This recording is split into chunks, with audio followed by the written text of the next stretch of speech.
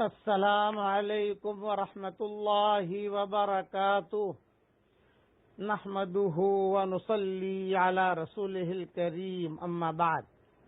آج کا سبق سن لیجئے۔ آج کے سبق کی سرخی ہے حضور صلی اللہ علیہ وسلم کی سیرت، پارٹ نمبر 21۔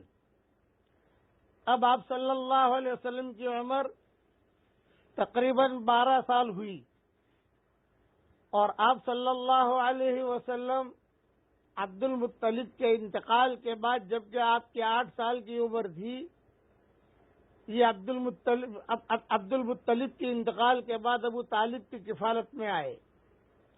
جب آپ کی عمر 12 سال کی ہوئی تو ابو طالب نے شام کے سفر کا ارادہ کیا بغرض تجارت، اور سارے مکہ والوں نے ابو طالب کو رخصت کیا۔ تو ابو طالب کو رخصت کرنے کے لیے حضور صلی اللہ علیہ وسلم بھی لائن میں کھڑے ہو گئے۔ 12 سال کی عمر تھی آپ کی۔ ابو طالب نے اپنے گھر کے مشورے میں یہ بات طے کی کہ بھی محمد کو ساتھ نہیں لینا سفر میں، اس لیے کہ سفر بہت لمبا ہے، اور سردی، گرمی، پہاڑیاں، پھر سفر کی جو تکلیفیں ہوتی ہیں یہ بچہ برداشت نہیں کر سکے گا۔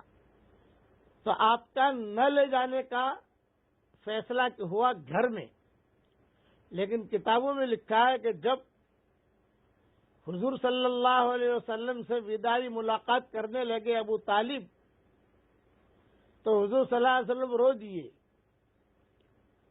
ابو طالب نے پوچھا کیوں رو رہے ہو؟ یہ فرمایا کہ میں بھی چاہتا ہوں کہ آپ کے ساتھ سفر کروں شام کا۔ ابو طالب نے کہا کہ بہت تکلیف والا سفر ہے، تم ابھی جو ہے یعنی یہ تکلیف برداشت نہیں کر سکو گے۔ آپ نے فرمایا نہیں، کوئی بات نہیں، میں آپ کے ساتھ جانا چاہتا ہوں۔ تو ابو طالب نے انگلی سے اشارہ کیا کہ جاؤ جلدی سے اپنے کپڑے وغیرہ لے آؤ۔ تو حضور صلی اللہ علیہ وسلم اتنے خوش ہوئے۔ اس وقت میں ویزا، ٹکٹ، سیٹ وغیرہ کے تو مسئلے تھے نہیں۔ فوراً گھر پر گئے، ایک چھوٹی سی پوٹلی تھی اسے لے لیا، اور لے کر قافلے میں شریک ہو گئے اپنے چچا کے ساتھ۔ 12 سال کی عمر میں حضور صلی اللہ علیہ وسلم نے شام کا سفر کیا۔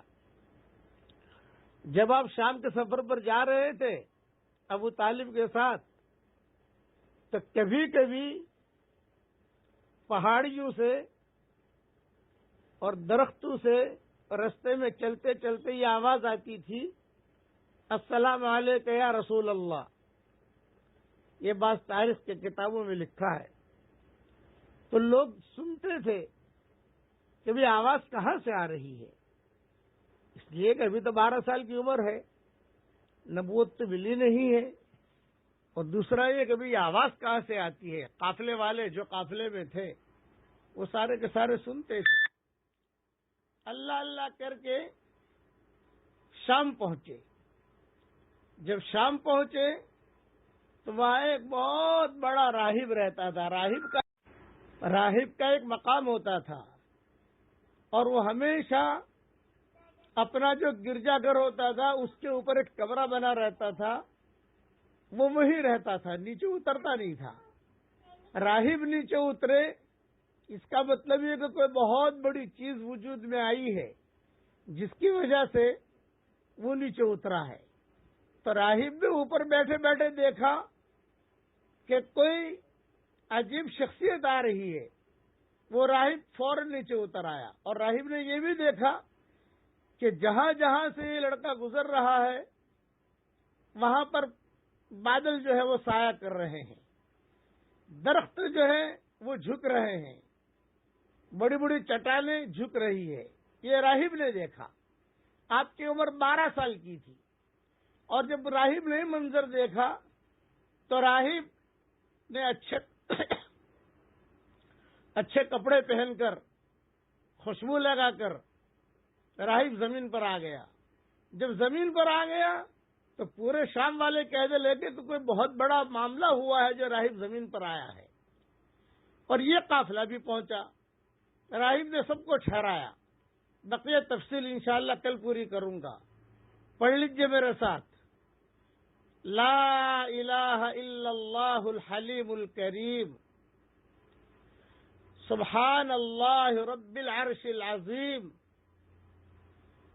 الحمد للہ رب العالمین.